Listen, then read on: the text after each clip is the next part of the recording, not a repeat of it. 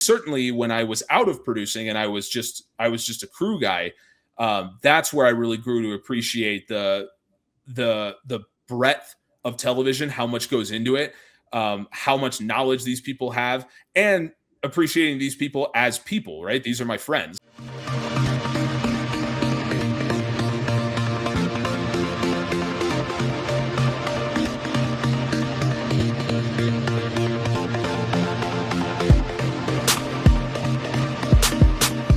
All right, welcome in everybody to a new week, a new conversation, a great conversation here on Couzin's Conversations. And you can see from the name below, producer Griffin Hughes, who is a producer for the pre and post game show for the Colorado Avalanche on Altitude, their regional sports network. And also, I guess, people who know us together as the dynamic duo, the OG Playmakers.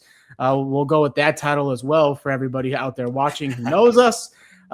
It took me long enough to bring you on, Griff, but I'm happy you're here, man. Dude, I appreciate it. Thank you for the call. Let's get into the playoffs right now, because as we record this on Tuesday, Monday night, the Avs take a 3-1 lead over the Wild. How we seeing this series going on? I mean, the Avs are looking like the favorites from the West right now. Man, the Avs have been the best team in hockey pretty much all season, and it doesn't mean a whole lot when you get into the playoffs, as we all know, right? Playoff hockey is a lot different than regular season hockey. So there's always going to be questions about, can they continue that momentum into certainly the playoffs in general, but especially when you get to the second round. We all knew, not that anyone was writing the Kings off necessarily in the first round, but everyone kind of had their eye on the Wild Stars series. And especially with the Avs history with the Stars and how that matchup has gone the last couple of years and what those matchups were like in the regular season, and Minnesota being as hot as they are, everyone's kind of looking and like, okay, that's the test. The Kings are a good team. You can't overlook them. The Avs didn't. But the test was going to be the winner of Wild Stars. And now that we're in the series, it's impressive what the Avs have done, I think, as an all-around unit. The power play's really woken up, which is great. It's really struggled most of the season. They've had a couple times where it's been good, but for the most part, it's really struggled. And it's really woken up in this series. The penalty kill has been good to great at different times in the series, which is huge. And they've been scoring 5-on-5. And that was the story with the Wild and Stars. The Stars didn't have a 5-on-5 goal for like 180 minutes straight or something at some point. And so the story was going to be, the Avs are the best 5-on-5 team in the league. That's how they scored all their goals, because the power play was not good for huge chunks of the season. So it was a strength on strength. Like the Wild can defend 5-on-5, the Avs can score 5-on-5. So far, the Avs have gotten the better of them. Game 3 was an excellent game for the Wild. Game 4 was a little bit more like what you see from the Avs. They just go on huge stretches where they'll just dominate. They'll hold possession. They'll get tons of shots. Not all of them are necessarily dangerous at the time, but it adds up. And you look around and, oh my God, they've got 20 shots and, there's 8 minutes left in the second period because they just start loading it up. And then in the third period, you see what the Avs do. They've done it all playoffs. They just start loading goals in the third period because you get tired. It's hard to play that pace and that style for that extended period of time. So it's been pretty much what we all hoped for. No one expects you to go 16-0 in the playoffs, and we were saying that after the Game 3 loss. But winning in Game 4, that's huge. I mean, that's every game, every series. There's a couple tests that you go through. In round 1, it was going to OT with the Kings. The Avs passed that test. Then it's Game 4. Do you get the sweep? They passed that test. And now against the Wild, you get punched in the mouth in Game 3. You knew it was going to happen. What are you going to do in Game 4? Well, they passed that test. So it just keeps going, and we could be in line for another 3 weeks of playoff hockey in Colorado, which is what we've all been hoping for. This Avs-Wild series, it's like the one series where if you're betting the over, you're probably good, but the unders have been hitting like crazy in these other series, way more defensive battles. But yeah, that 9-6 game, I was like, okay, all right, here we go. This series is definitely going to be high scoring. It's so interesting because, the Avs were the best team offensively all season. They were also the best team defensively. And in the Kings series, that's really what they relied on. I mean, Scott Wedgwood, the goaltender, was excellent in that series and really a breakout. I mean, he's such a cool story. was never really a starter throughout his whole career. And then he shows up in round one against the Kings and was dominant and held him every game. And it was amazing. And he's an incredible human being as well. Just a great guy, like really insightful. He's a father now and is just a great guy. So everyone's rooting for him. And so you look at the Avs and you're like, okay, well, this is, playoff hockey. There's goals are at a premium. The Avs are equipped to play that way. And then the Wild come in and they had just done what they did to the Stars, shutting them out 5-on-5, and Wallstedt was playing well. We're like, okay, this could be a similar series. It could be a goaltender series. And then, there's 5 goals in the first period. And by the end of that first game, the Avs had given up more goals in that game than they'd given up the whole series against LA. And the Wild, I think, got close. They certainly gave up more 5-on-5 goals than they'd given up in their first round. So at that point, you're like, okay, this is, you kind of expect a defensive battle between those two teams. That's not what we ended up getting, which is great. I mean, goals are fun. Like, we all love defense. We love hitting. That's all fantastic. But, let's be real. Like, goals are fun. It gives us a lot to talk about. And it means, yeah, to your point, like all these other series, defense is pretty much what we expect, right? Goals are at a premium. Everyone's tight. Everyone's getting into the zone. Forwards are back checking. And not that that's not happening in the Avs Wild. It's just that these players are so incredibly skilled. It kind of doesn't matter. And the depth of it, especially for the Avs. I mean, I'm biased and we've been watching it all year, but you see what they did last night in the third period. It's not, Nathan McKinnon, Martin Necas, Cale Makar. It's Nick Waugh, Parker Kelly, Ross Colton. These are the guys that have become game breakers, and it's different guys in every game for the Avs, which is fantastic. The Wild actually last night, they get some contributions as well. Yurov getting the first goal. So even for them, I mean, Quinn Hughes has been unreal. Kirill Kaprizov has been unreal. They're getting contributions up and down the lineup. So that's been kind of the most fun part. Like, it's fun to see game breakers, and these teams have some of the best in the world. But when you see these third, fourth line guys able to turn it up and score in bunches like we've seen and become game breakers for certain games, that's what makes the playoffs really fun. And it happens every year. Every Stanley Cup winning team has guys like that. Both these teams have them. So far, the Avs have come out on top in that regard. But yeah, I mean, when you get goal scoring from sources like that, it's fun, man. Like, it's playoff hockey and it's fun. Yeah, you really learn these third and fourth line guys in the playoffs because you're like, yeah, you don't know who they are in the regular season. Yeah, here they are scoring goals in the postseason. From your perspective, though, as someone who's prepping for a pre and post game show, has to come up with the topics, graphics, all things like that. How are you watching these games from behind the scenes perspective? Well, it's a good question. It took me a little while to kind of learn my process of how to do that properly.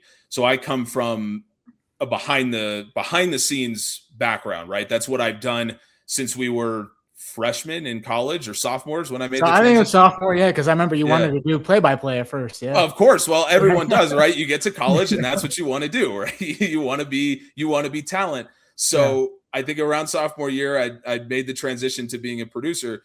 And so when I moved back to Denver, where I grew up, my role, I wasn't a producer immediately. I was doing freelance gigs as like a utility and an A2 and a V2 and just all these behind the scenes roles where I really learned the technical side of it. So that became my background. So when I got back into producing after 4 years, that was kind of what I knew. Like, all of my crew, my tape operators and my audio mixer, my TD, my graphics, like, I knew all of them from, having worked with them before. So my first instinct was, well, I want to be with them because these are people that I know and I understand what their job is. But at the same time, you want to get input from your talent. And so it took me a little while to sort of put together, like, how do I square these two things where I'm making sure that my crew understands what I'm asking for, but at the same time, I understand what I'm asking for because the talent, has input on things.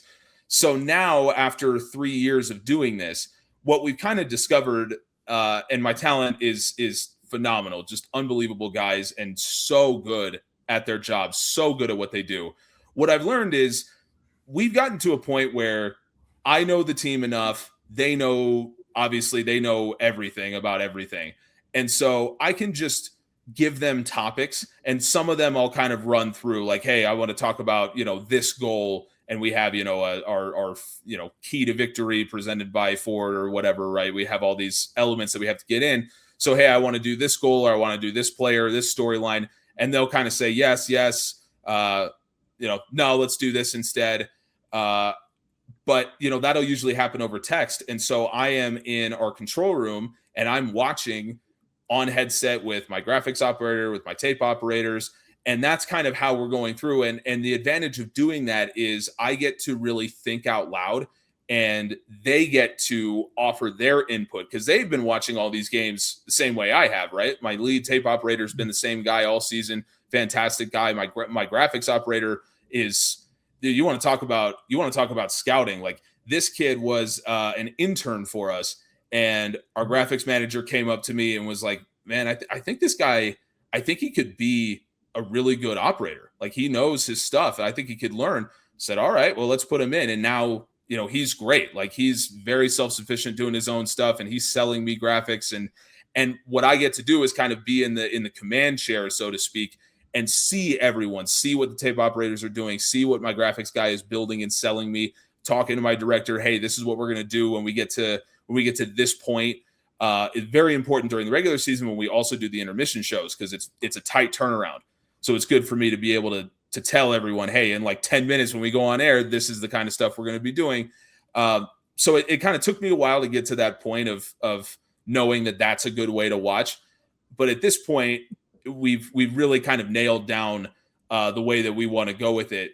And so it works well for us. And it means that in our post-game shows, for the most part, we can get a lot of stuff in. And the talent this is also something I've learned, like, the talent will just kind of go, they'll talk about what they want to talk about. And I want to let them do that, right? The talent they're so funny and creative and dynamic. I don't want to, hold them down to doing what I want to do. I want them to be able to kind of go off in whatever direction they want. So it's this balancing act of, there's certain things that I have to make the call on so that I know, we're going to talk about this thing because it's sold. So there's certain things I have to make the call on. There's certain things that the talent is going to make the call on. I have to be prepared for that. So it's a very interesting balance. And what it means is our post-game shows are fun and dynamic, and sort of anything can happen. We kind of saw it last night. I mean, just last night alone, we had one of our analysts almost trip and kill himself running around the studio. Like, we wanted to do a breakdown, and he's like, all right, I got to do a hot lap, because he did it in pregame. He just ran around. So he's like, I got to do a hot lap, and he hit a floorboard that was loose, and so he almost slipped. We had Erik Johnson, who's a friend of the show. We've had him a lot. He's been doing the game for ESPN. Yeah, so he was doing exactly. So he was doing the broadcast for ESPN. So he showed up. We were live with a couple of our talent in Minnesota, and EJ just shows up behind him. For some reason, unbuttons his shirt. I don't really know why. Like, they've kind of made a big deal about him and his style and all that stuff on the TV. So EJ, man, EJ is so funny. So we had him for his first ever games, both in the booth and with the pre-post game show. And he has that personality. It's built for us, because we don't ever take ourselves too seriously, right? You can't. Like, the season's too long. We do too much television. We do an hour pregame, intermissions, and an hour postgame for every show. And now in the postseason, it's been a 90-minute pregame and an hour postgame. We do too much TV to be serious. Yeah, I was going to say, that's a lot. It's a lot of time. Exactly. Yeah, dude, you have to make fun of yourself, and you have to be light and have fun. And our talent loves that, which is great. And EJ, really fit the bill. He fit right in. But of course, ESPN, right? They're going to snap at guys like that. He has a pedigree. He's a Stanley Cup champion. He's got the look. He's got, he's got everything. He's a total package. So we knew that, ESPN or someone was going to come calling for him. But what was so interesting was around November, I was doing the Hall of Fame game, the College Hockey Hall of Fame game, which happened to be at Ball Arena. It was Denver versus Minnesota. So I was there doing that game, and EJ was on the call for that, and he specifically asked to go in between the benches because that's where he was told he was going to end up being. So we got to work with him for his first game in between the benches as well. And so that was like just seeing him kind of learn and piece together what his broadcasting style is and is going to be, you can see all the little things come through, like the way that he likes taking it to break, right? We kind of saw him learn how to do that. And our studio host, Kyle Keefe, he loves making the analyst toss to break. It's so funny. Like he'll text me. He's like, hey, I'm going to make Riker toss to break in the third second. He won't tell Riker. So he'll be going to break. He'll be like, all right, Riker, take us to break. And then I'll hit 10 in their ears. And so he loves doing that. EJ was prepared for that. And so now he does it all the time. The way that he does replays in between the benches, I kind of got to see him sort of piece together how he wants to do that. He's a great guy, and he works hard, and he cares. He wants to be a really good broadcaster. So it's cool to see him now in front of a national audience, sort of putting together all those things that we saw him learning early in his career. But man, that guy's a quick study. I mean, he gets it, and he gets it so fast. Like, he's only been doing this for 8 months. You wouldn't know that. Yeah. But yeah, the dude retired in June. He was recently playing. Yeah. Yeah, he was playing last year. I mean, he had the best quote, by the way. When he came back, he got traded back to the Avs on deadline day. And it was really cool because deadline last year, it was Brock Nelson was the deadline deal. So it was a huge thing. Brock Nelson's coming, and it was this whole big deal. And then, oh, by the way, Erik Johnson is on his way back too. So we learned that one late. And he comes back and he does a press conference. And I'm trying to remember the exact quote, but he says something like, I'm just happy to be here. I'll do whatever the team needs. If you need me to play 20 minutes, I'll play 20 minutes. If you need me to shovel snow in between breaks, I'll shovel snow. Like, it was such a cool quote. And then, it's the playoffs don't end the way that obviously the Avs wanted to last year. But, EJ ends up calling it a career in June, and he's broadcasting with us in August, and then broadcasting with ESPN in October, whenever he started with them. So yeah, his rise in broadcasting, it was obvious, I think, to everyone who saw him early, but we're all happy for him. He's a super nice guy, good dude, and really, really good at what he does.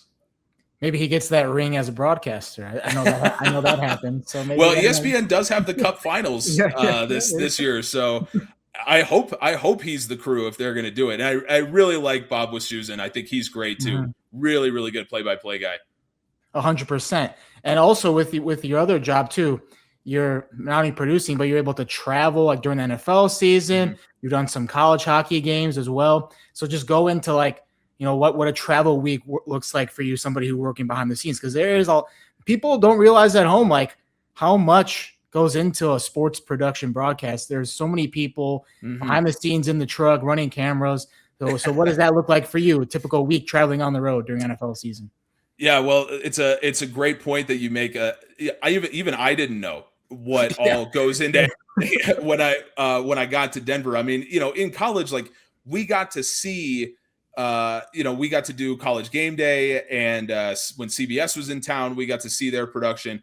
But what we got to see mostly was the talent and the truck. Mm-hmm. And so I think what I hadn't appreciated until I got to Denver and was actually working outside of those two areas was, the truck makes the production happen. The talent is the voice and the face. But the link between those two things is all the people that you don't see. It's the audio crews, it's the utilities, it's the camera crews, the fiber techs. These are the people that are making sure that everyone in the truck doing their job can talk to the talent, and the talent can talk to the truck. And that's what really makes your production. So the sort of, the heartbeat of it is the truck, the face is the talent, the veins, so to speak, and the circulatory system, if you will, is everyone else. And so I got to be part of that for about 4 years. And you learn so much about how television actually happens. And every person has their level of expertise and their level of knowledge in whatever it is they do. And in Denver, we're a huge market for TV, right? You don't necessarily think of Denver as a huge media market, but we're one of only 7 or 8 markets now that has all 4 pro major teams plus MLS. We've got 4 or 5 major colleges that we do games for throughout football, basketball season. We've got Mile High, so there's big events here over the summer. Not the World Cup, unfortunately, but that's a different thing. So, we're a huge market, and because people want to live in Colorado, most of our people are older. They've been here for a really long time, so they've built up this incredible wealth of knowledge. So I got to learn from them early in my career, and I'm very, very thankful for that because I don't know anything. So it's all them that really taught me what I need to know. So to get to your question, what a travel week is like. So you for a typical NFL game, we'll do one set day, meaning it's the day before the actual game. That's our day where the truck pulls in. We call it park and power. The truck pulls in, it parks, it powers itself. We make sure that we're all good there. And then that's the day that we set up all the equipment. So what we will normally do is either we'll fly in the day before or we'll fly in that morning and go straight to the stadium. Just depends on the circumstances. And so you don't want to leave that day until everything is what we call faxed, meaning we've tested it. We could theoretically do a game right now. That's kind of how you want to leave the stadium that day. And so on a good day, that'll take, I don't know, 6, 7, 8 hours, somewhere around there. On a bad day, it takes longer. I've been part of those. Those are not fun. It doesn't sound fun. Yeah, no, it's, I've been part of like weather delays on set days. We've just had to sit in the truck or like sit in our cars for like 4 or 5 hours. So, those are not your best days ever, but it's cool. Like it's all part of, the process of making TV, right? One of the things that I learned very early, TV on that side of it, on the production side, it's a very old school environment, right? Like you really have to earn your stripes in order to be respected and be taken seriously. So when you get in, and it's very small, right? You know this. TV is a very small world. Oh yeah, everyone knows each other. Oh yeah. I mean, your podcast is entirely based around that premise, right? So yeah. It's 100% true. Everyone in TV knows each other. So when you show up as a 22-year-old, everyone knows, like, okay, this kid's new, right? Everyone knows it. And so you're given like almost like a probationary period. And your job is to prove that you're gonna stick, that you can work hard, and that you can learn. And so what I've kind of learned is those things, the weather delays, the hard days. I mean, I've done games. I did the coldest MLS game. I believe it's still the coldest MLS game on record. It was 7 degrees at kickoff in a blizzard over at Dick's Sporting Goods Park. I mean, there's a picture of a referee who literally has like icicles growing off his eyebrows. I'm like 20 feet away from that guy. I mean, it was. Glad you're okay. Glad you're okay. I almost wasn't. I was not. That was before I learned like how to dress for weather like that, to be outside for an extended period of time. So that it was almost bad. But you go through stuff like that. When I did MLB All-Star Game when it was here in Colorado a few years ago, it was on some of our set days. We had multiple set days for that one because the show was so big. On some of our set days, it got up to like 110 degrees. So I've covered the gambit in terms of weather. And those are just the things that you go through, that the more you do, the closer you get with your crew, because you're in the trenches, right? I mean, this is what you're doing. Like it's tough. And it can get dangerous, right? I've done X Games, and I was warned beforehand about like, hey, hypothermia is like a real thing that can happen to you. So because the temperature fluctuates up there. And I learned it firsthand, right? There was times where, it was snowing and it was blizzarding, and it's exactly what you expect at the top of a mountain in January. But then there were times where I was literally just wearing like a t-shirt, and that's it. Like we had stripped everything off because it gets warm because you're on the top of a mountain. So if the sun comes out, it's only 45 degrees on paper, but it's still warm. And so there's certain things you have to be aware of. Like, hey, when you do that, like you have to make sure to towel your arms off, because if you put all your stuff back on and you're sweating and it freezes, that's how you get hypothermia. So there's all these little things that, you go through, the hard parts of broadcasting. And that's kind of what allows you to join the the fraternity, right? That's what allows you to join the crew. So all that connecting back to traveling for football, that's another, point of, you're part of a crew, because now you're rolling together, right? You're flying together, you're driving together, you're staying together in the hotel, you're going to dinner together, you're working together. I mean, it's what you're doing for, in our case, it's about, I don't know, 72 hours or whatever it ends up being. That's what you're doing for all that time. You're just with your crew. And then for Avs and Nuggets and our teams that are on the road for NHL and NBA seasons, you could be on the road for a week, 10 days at a time, and you're doing that for, 6-7 months, however long a season is. So you really, you're together all the time. You have to, and I tell people this all the time. Yes, you have to be skilled. You have to be good at what you're doing. A lot of what we do in production, you can learn over time, and you can lean on people. Everyone has their own style.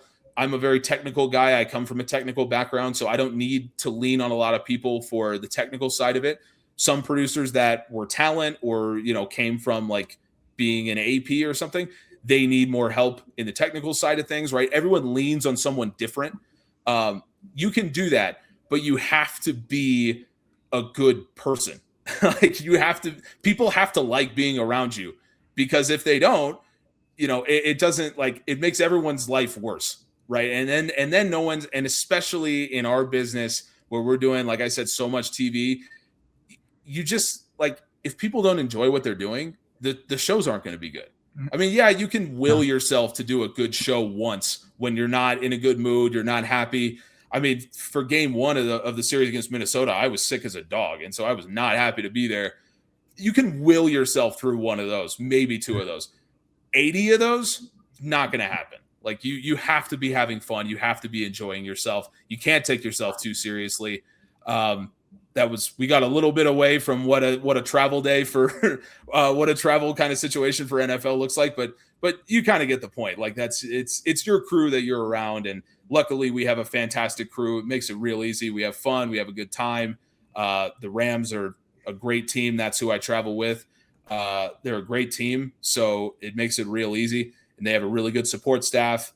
We end up with really good trucks. So, yeah, I mean, it's hard work, but it's a great way to spend, a month of summer, and with the people that we're with. I mean, it's just like hanging out. You know what I mean? We're friends. It's fun. That's what TV's meant to be. We're supposed to have fun.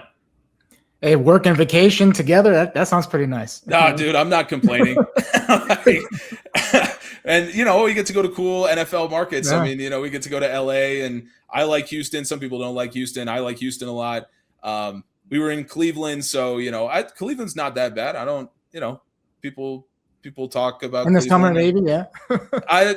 It wasn't it was pretty cool. It didn't get too hot and humid, and we were staying close to the stadium so we could walk to the stadium. That's always cool.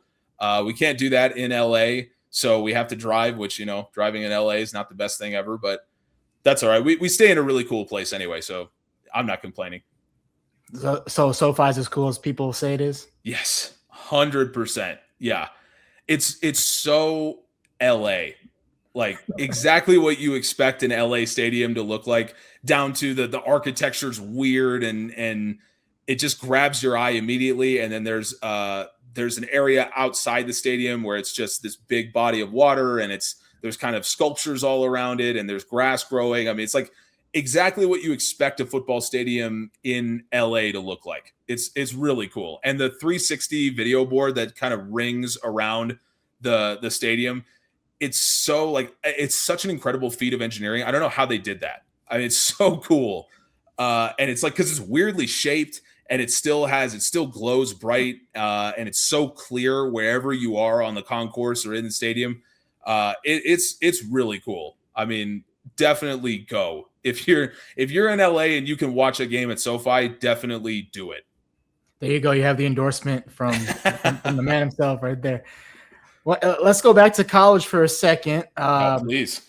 Yeah, I mean, so we started the show Playmakers, and like I said, Griff was actually more into play-by-play when he first got to KU. Yeah. He traveled with the women's soccer team at KU for a whole season. And then he decided that he wanted to do producing.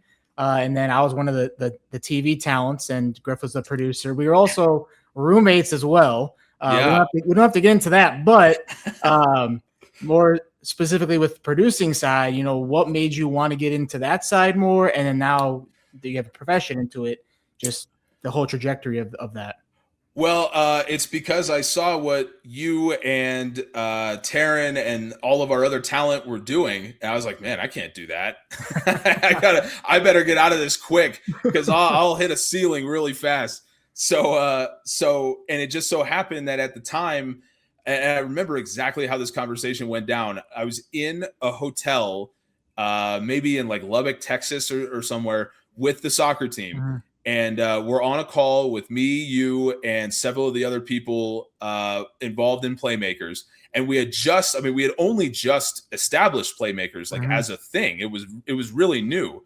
And so all of us were, just trying to figure out like, where do we belong? What do we want this to be? What do we want to do? And so we're on this call, and I remember, saying something along the lines of like, well, I will produce it because everyone else wants to be talent. And I'm sitting there going, well, I'm going to hit a ceiling. I enjoy producing in the limited, like we had all gotten a couple reps with it, throughout our freshman year, and I had enjoyed it. I was like, okay, I think I could probably do this. So we're on that call, and I said, okay, well, I'll do that part of it. And then, we have lots of talent that, we'll cover the talent part of it. And that was before, you've had Sean Goodwin on the show. That was before Sean was involved even. So there was a lot of turnover between then and what we ended up being in our best year when we were seniors. But I think what drew me to producing, one is writing. I really like writing, and there's a ton of it when you produce. Oh, and if you go to KU, you have to pass all these intensive writing classes. Exactly. I tell people all the time, like, I almost failed these classes, and I'm a great writer. So exactly. Oh, dude, they train you to be a good writer, which is awesome. Like you have to be able to write if you're in TV at all. Really, if you're just doing anything. Oh yeah. Just be able to write. There's nothing that bothers me more than getting an email that I have to like read multiple times because I don't know what it's saying. Like I hate that. Like, learn how to write. And I told my brother's in engineering, and I said, learn how to write. And now, he's 22, he's graduated, and now he has to do a whole bunch of writing. And he's like, yeah, all right, that was a good call. I'm glad you told me that when I was like 14. So I really enjoy writing, and I enjoy the freedom that comes with producing. The sort of the idea that I get to put a story together in my head and then turn that into a product on TV. It's hard to explain. Like, it's hard to explain the sort of the satisfaction that you get from taking a concept and turning it into reality. And for some people that kind of, it doesn't really do anything. Like for some people it's like, oh, it's a ton of work. It is a lot of work. But if you're the kind of person that really gets fulfillment out of, hours and hours and hours of work turning into a product that you can see and like, oh, I created that. I am that kind of person. It's a satisfaction that you really don't get in anything else. I never loved the sort of outward, I guess the outward persona that not persona, that's a bad word for it. All the other ancillary things that you have to do as talent, right? Mm-hmm. So for you being, someone in a smaller market where you're much more recognizable, there's all these things that you have to do. There's appearances that you have to keep up, and there's events you have to do, and there's so much that goes into it. Some people like you are really good at that. And really excel in that role. That was never really my thing. Like I was always, I'm going to put my head down and just work. That was always me. Like I never really wanted to, to be outward and be out there. I don't mind talking on camera, but I think for a lot of people, especially around our age, like when you realize how much goes into being talent, it's not just show up, talk on camera for half an hour and then leave. There's a lot that goes into it. It's a real job. If you want to be good at it, there's a ton of other stuff that you have to do. And that's the kind of stuff that you were always good at. And a lot of our other talent was really good at. And so I learned that a lot of the skill set that I have can be very complementary to all of those things. And so I can help talent in a much more effective way than being talent. And so then I kind of grew to appreciate all of the other things that go into producing and all the technical things that we do. And then certainly when I was out of producing and I was just a crew guy, that's where I really grew to appreciate the breadth of television, how much goes into it, how much knowledge these people have, and appreciating these people as people, right? These are my friends. These are my friends now. So, when I got back into producing, I had a whole different level of appreciation for, I show up at the truck and it's all these guys that I worked with. And so I know, like, hey, I want to do an interview at this time, at this location. I know what goes into that. I know how they have to make that happen. And so that was just another level that I got to put on all these things that I appreciate as a producer. And then I think, you can't discount the fact that when you're a producer, you're calling the shots, right? I mean, you're sitting there. I always give, I'm sure I'm positive that I gave this to you at some point. My favorite analogy is the ship analogy. Making TV is like, it's like a ship on the ocean, right? Everyone has a role and no role is unimportant. No matter how unimportant it may look to someone on the outside, you may look at the guy scrubbing the deck and you're like, well, you don't really need that. No, you do. And if you were on that ship, you would know how important that is. So everyone has a role that is important and everyone relies on each other. The producer is like the captain. The captain cannot sail the ship by himself. And the captains that think they can, those are the ones that everyone hates, right? So it's the ones that know, hey, I need everyone in order to sail this ship. But the captain has one very important job that no one else has. The captain is looking for the iceberg. And if everyone is worried that the captain is missing the iceberg, then no one can do their job well because everyone's looking up and making sure that, let's make sure the captain didn't miss the iceberg somewhere. But if you trust that your captain is finding the icebergs, everyone can put their heads down and do their job, 200% better because you're not worried about what's coming next. All you're worried about is what you're doing in the moment. So as a producer, what you're doing is you're creating that roadmap forward. Here's what we're going to do next here. And you're always thinking about, here's what we're going to do. Here's my immediate transition. We're going from this B-roll pack to this graphic, and then we're going to come on cam. And then I'm thinking, big picture about, okay, I have this much time left in the show. I still have to get these elements in.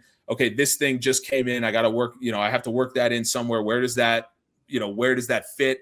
These are all the things that are going on in my head because I don't want my director sitting right next to me to be thinking about, oh God, where are we going next? Okay, are we going to go on cam? If we're going to go on cam, I got to do this. If we're going to do a graphic, I got to do this, right? Because now he's not thinking about what's happening in the moment. So my job is to make sure that everyone is living moment to moment and thinking moment to moment. And so I should be the only one that's looking into the future, looking for that iceberg. So when you're in that moment, when you're calling the shots, it is a very satisfactory feeling when you put everything together and then you see it play out in front of you by all these people who are incredibly talented at what they're doing. And then, you see a product and you're like, man, like I helped make that happen. Like it's incredibly satisfying in a way that I think for talent, it's a little bit different because you're making it. Like you can't watch it. You have to execute it. Exactly.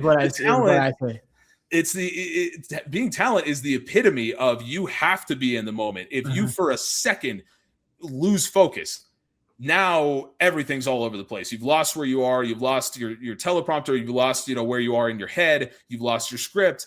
And now it's over for everyone, right? So talent has it's incredibly important for talent to never look up at the iceberg. You know that as well as anybody. Yeah, producers, they do all the hard work is what I like to say. 'Cause they plan the show for you. You just have to execute it. So we always appreciate the good work that you put in for playmakers. And I know a lot of us that are on the talent side are still like, oh yeah, Griff's the man, producer Griff's the man. But okay, so you've done all these things now. You traveled around. So do you have a favorite memory so far of your career? Man, that's a great question. Man, we've gotten to do a lot of cool stuff. I've been extremely lucky in my career to do both as a producer and as just a crew guy. Um, I've gotten to do some really, really cool things that I'm incredibly fortunate for. Um, I think that the memories that stick out to me, funny enough, are the ones where I got to become closer with people that I really respect. Um, so it's kind of it's like the little things. But I'll give you an example. So my first season as a producer, I was really like I was just trying to find myself. Like I was really trying to figure out like what's my style, what do I want to do, what do I want these shows to be?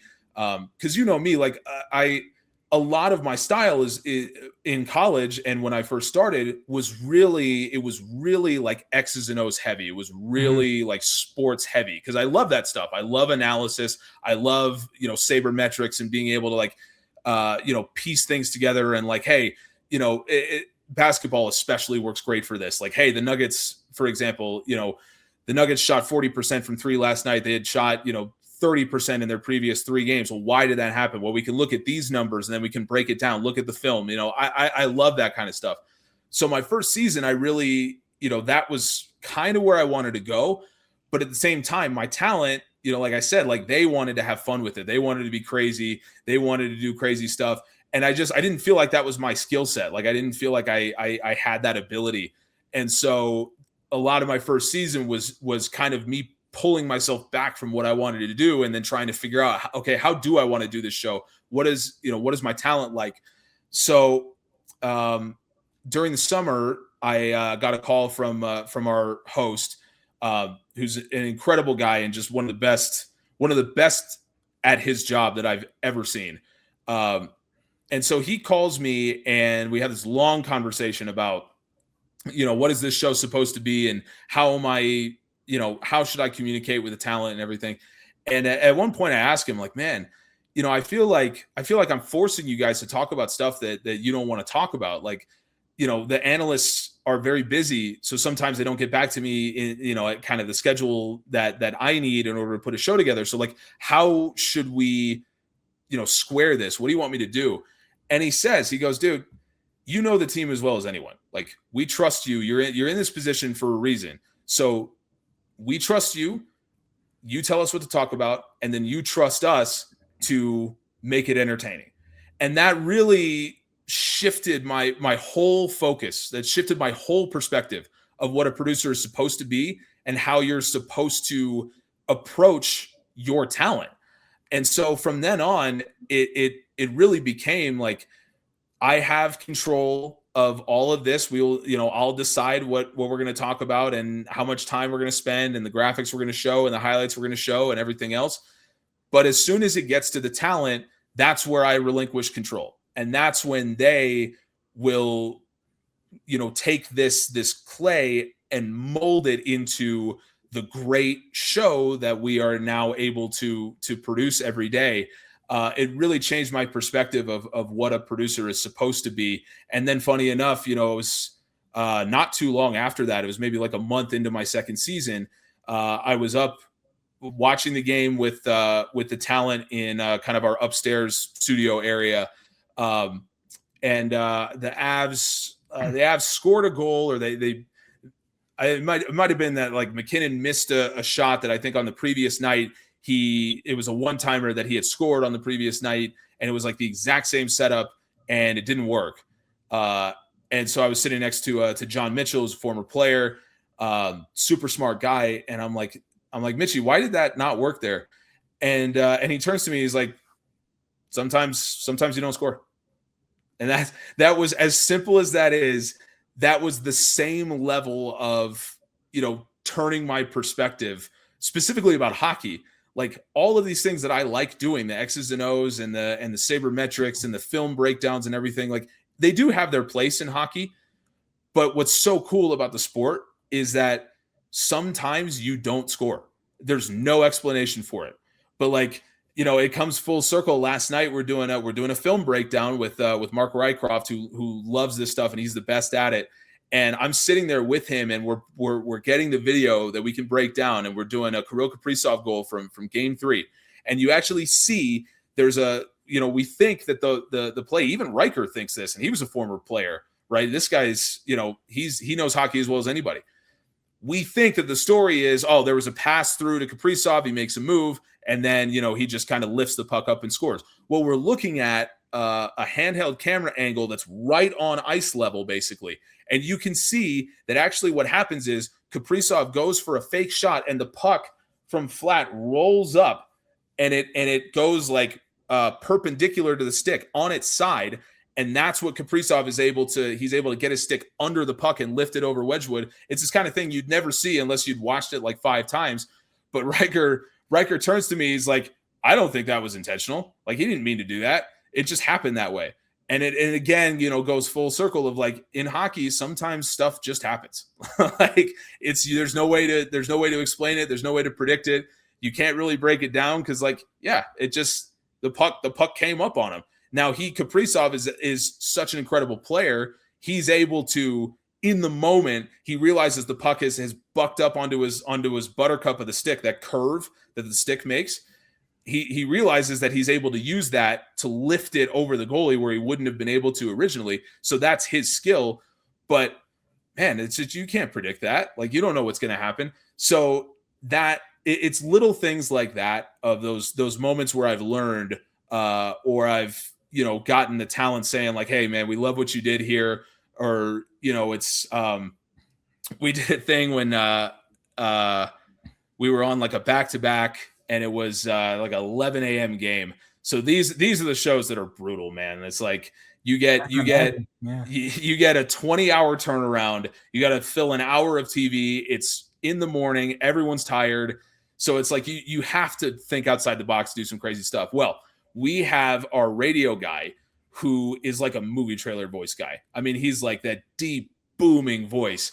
And so I use him for all kinds of stuff. And this is where the writing comes in. I write stuff for him to use for tease videos and stuff. And my style, the style that I like, a very sort of dramatic, like prosy style. Mm-hmm. He loves that. And he will just go nuts with it. So my favorite stuff is like, it's like writing a short story almost. So anyway, so we have him, and I'm like, man, what if I just pull like some videos or some photos of our talent doing dumb stuff, and I have him narrate it as if it were a movie trailer? So I texted him. He was like, yep, I'm in. Let's do it. So I wrote him some scripts, and then I pulled some stuff for each of our talent. And this is where I'm so appreciative of our talent. Everything they do, they're fantastic at their job. They're great analysts. But the most important thing they do is they make fun of themselves and each other.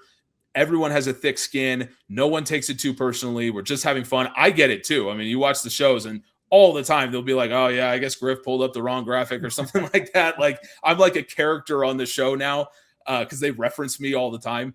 So but that's what I love about it, is like they're so funny and they don't take themselves too seriously. So we do this game where, our guy Connor McGahey, the radio voice of the Avs, he's reading these crazy, like this crazy stuff that we've written about the talent, about like, Mark Rycroft's going bald and Kiefer's like in a dinosaur costume sitting on people. And it's John Michael Lyles, who I grew up watching, funny enough. Now I work with him. We always talk about like he's short. So we're doing just this crazy stuff. And everyone's having a good time. Everyone's laughing. We post it on social media. It does great. So it's like I've gotten to do some really, really cool things, and I'm very lucky. But those little moments of talking with the talent, understanding more about my job, my style, having fun, making Kyle Keefe eat a 3-day-old chicken Parmesan sandwich at 11 a.m. on a Saturday. There's another thing we did. It's those little things like that like that's what really makes it memorable. And I think that's what we are so lucky to have at altitude, is that it's not just the cup finals. It's not just, I wasn't producing at the time, I was mixing audio, but when the Avs won the Stanley Cup in 22, I was working our post-game show, and we got to have Peter McNabb, rest in peace. He was just an incredible human being, and everyone loved him to death. And he was sick. He had cancer at the time. He was in Tampa interviewing players after the game, and everyone came up to him and hugged him, and they were like, "Oh, we're so glad you're here," and everything. And it's like those things, as incredible as they are, as great as it is to be part of the big game and the big show, the fact that what is really memorable about what we do is the 11 a.m. on a Saturday, the crazy, just stupid stuff that we do to fill time, and the little moments, like that's, I think, what makes altitude really special. It's what makes my job really special. That it's the little moments that are memorable at the end of the day. There you go. Avs fans, if you're watching this, you know who producer Griff is now. when they mention, I guess, now you could put a face to it. But actually, we did. I think it was last season. We were in the middle. We were doing like a long pre-taped interview, I think, and Kiefer tosses to it. We're like a minute in, and there's like 3 minutes left, and he's like, "Dude, can I just come into the control room and like toss to break from there?" I'm like, I guess. We've never tried it. Like, I don't know how to get a camera in there or whatever. So I'm talking with my director, and we're like, okay, can we like wheel a camera up to the window? Because our control room has a window out to the studio. So like, can we wheel a camera up to the window and point it back into the control room so you can see Kiefer? So we're trying to do all this stuff.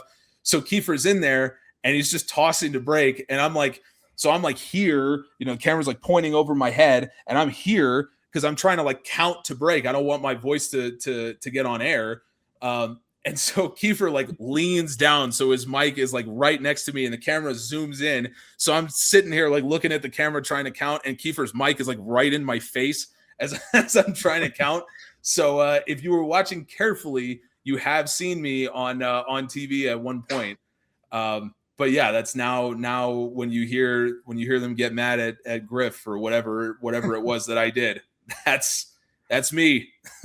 There we go. Make sure you keep watching the Avs pre and post game shows that Griff so greatly produces. You can see is a lot of fun as well. Glad to see that Griff's having fun with his job and his life. Having known him for, I think I saw a Facebook memory actually today that we graduated 8 years ago. So there we go. Oh yeah, dude. Yeah. So yeah, we feel old now, right? Yeah, we definitely feel old for sure. My God, can you, dude, think back to when we were about to graduate, and like we were doing Playmakers like what, twice a week or 3 times a week, and we were doing, it would have been softball around this time that we were broadcasting. We would go out to Rock Chalk Park and do the softball, and then KU relays would have been right around this time, so we probably did that in whatever capacity it would have been. Like, did you see yourself where you are right now, like 8 years ago when we were kind of preparing to graduate and get out into the real world? I guess I wasn't like, I didn't know exactly where I was going to go, but I knew I wanted to do what I was doing. So, but I think it more just is like you were saying, like you've like learned over time, you've evolved and everything. I think that's the more thing too, is just like you see like the evolution of what you're doing. And then and like things keep changing too. Like, doing a podcast, I would never thought I would have had to do that like 8 years ago when I graduated. Right. But here we are. So I think it's just more of that kind of stuff where it's like, yeah, you see where you're going and you have to keep adapting and evolving over time. And yeah, the podcast, honestly, this is the one thing that doesn't surprise me at all about what, the way that your career has gone. Like the one thing that you were always good at was, not that there was only one thing, but the one thing that always stood out to me was that you've always been so good at making connections and kind of bringing those out. And so I saw it like all the time when we were in school, like, and you remember, like, I've never been that guy. Like, I've always been, like I said, kind of put my head down, work, make sure the show happens. So when we were in school, like anyone that wanted to come, talk or have questions or join playmakers or whatever, like they would come to you, not to me, which true. it always made sense, right? It was always the way that made sense. So this is the one thing that I'm not surprised at all. Like this is so up your alley and what you do naturally and what you're naturally good at. And there's so like, everyone has a podcast, right? You hear it all the time. Well, there's so few people that really deserve one, that really have a skill set that warrants the time. We've been going for like almost an hour. Yeah. There's so few people that really, deserve to be in that spot.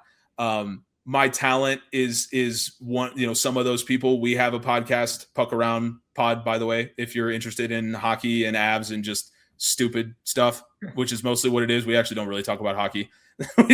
we talk about dumb stuff. But that's so my talent are some of the people because they're so funny and entertaining and genuinely make a connection. And you're one of the people because you are so good at making all these connections. You're good at interviewing. You're good at just letting people, tell their stories and everything. Like everyone thinks they can be Joe Rogan and just have a conversation and just interview people. There's very few people that can actually do that really have that skill set to just have a long conversation with people. So I'm not surprised at all that this is the direction that you've gone in. This is 100% the skill set that I saw you develop over the 4 years at Kansas. So wherever it is that you end up, whatever it is that you're doing, this is the one part of it that I totally like. You could do this forever, and I think it would always be interesting and worth putting out on YouTube and all the various platforms that this podcast is on.